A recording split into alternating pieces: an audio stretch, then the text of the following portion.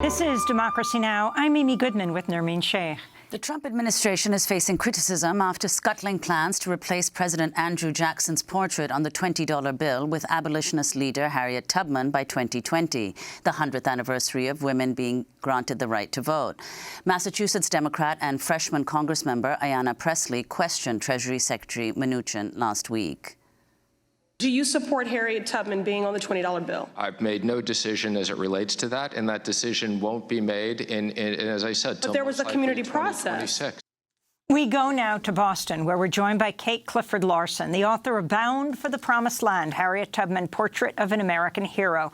Talk about what the plan was, Kate Clifford Larson, for replacing Harriet Tubman, who Harriet Tubman is, and what's happened. Well, in April of 2016, then Secretary of the Treasury Jacob Lew announced that the $5, $10, and $20 notes would be redesigned to incorporate women into those designs onto our currency. And on the $20 note, he announced that Harriet Tubman would replace Andrew Jackson. And of course, we were all thrilled because there had been a process. People had voted across the country.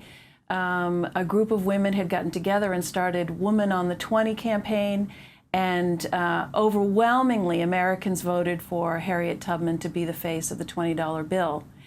And the design was started, and we were thrilled that the process was moving ahead.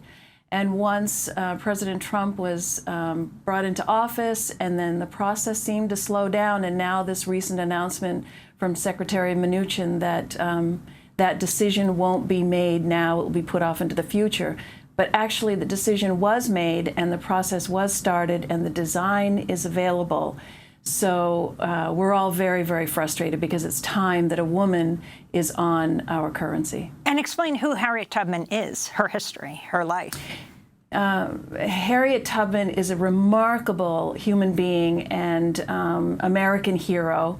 She was born enslaved on the eastern shore of Maryland in 1822, had a horrific childhood, being separated from her family and hired out to other slaveholders. She was brutally beaten and neglected and starved, but she survived, and she grew up to be a remarkable, strong, brilliant woman who took her own liberty. She escaped from slavery, and then she returned well over, about 13 times to rescue her family and friends. I mean, nobody did that. It was so dangerous. And then during the Civil War, she was a spy and a scout and a soldier. And so she brought her battle against slavery to the South, and she helped win. And later in her life, she was a civil rights activist, an activist fighting for the right to vote. She deserved to vote, and it was denied her. She was a humanitarian and just a remarkable human being. And her legacy lives on. I mean, people never forgot who she was. She was famous during her lifetime, and she's even more famous today.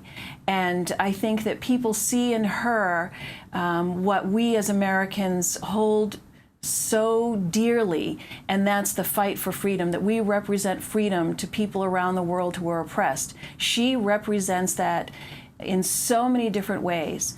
And it's about time that our heroes are represented across gender and race, not just white men on our currency. We need to have women there, and Harriet Tubman is truly the best representation. And she'd be replacing Andrew Jackson, the president who President Trump has called his favorite. He was a slaveholder who in 1830 signed the Indian Removal Act, which forced 16,000 Native Americans from their lands in what became known as the Trail of Tears. Your response?